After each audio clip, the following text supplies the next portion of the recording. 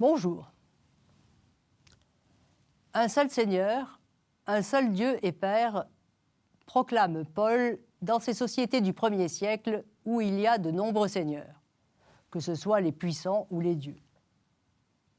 Ces mots retentissent encore aujourd'hui dans notre monde qui s'ingénie à fabriquer une multitude de maîtres, hommes politiques, artistes, sportifs, etc. Jésus Seigneur n'a rien à voir avec les anciennes ou les nouvelles idoles, façonnées à notre image. Jésus ne connaît pas l'apothéose si familière au monde romain. Il n'est pas Auguste divinisé après sa mort, ni Caligula qui se représentait un Hercule, ou Néron un Apollon Citarède. Il n'a rien à voir avec les créatures émanant de nos fantasmes modernes. C'est dans notre condition humaine et dans cette mort insensée que se révèle la personnalité du Fils et qu'éclate l'amour du Père pour le Fils. Le Père reconnaît ce que le Fils a été pour lui au cours de sa vie terrestre.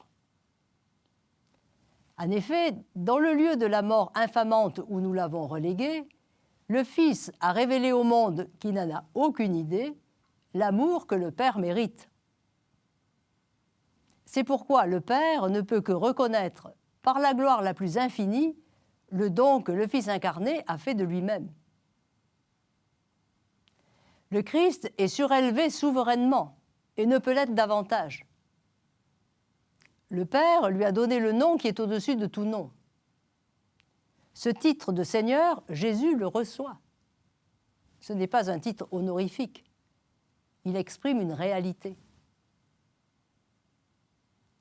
Parce que Jésus, le Fils unique de Dieu, est le seul être humain à avoir triomphé de la mort, il tient tout en lui au plus haut des cieux, sur terre et dans les enfers. Il est le Seigneur de l'humanité, de la nature et de l'univers. Aucune puissance terrestre ou céleste, ce que Paul nomme principauté, puissance, vertu, seigneurie, n'échappe au Christ glorifié. Toute suffisance humaine ou créée est anéantie. Le Christ a reçu le nom au-dessus de tout autre nom qui se pourra nommer non seulement dans ce siècle-ci, mais encore dans le siècle à venir. Il est le Fils de Dieu révélé dans l'histoire. Dans la création visible et invisible, aucun obstacle ne parviendra à contrer sa seigneurie. Tout l'univers est pris sous sa domination. Pas une domination à notre manière, domination qui écrase par la force des armes, par la prétention du savoir, l'étalage des richesses, le mépris souverain des petits, mais une domination faite d'humilité et d'abaissement, dont nous avons du mal à imaginer qu'elle puisse exister. Comme l'écrit Paul dans la première lettre à Timothée, le Christ est le bienheureux et unique souverain, le roi des rois, le Seigneur des seigneurs. À bientôt.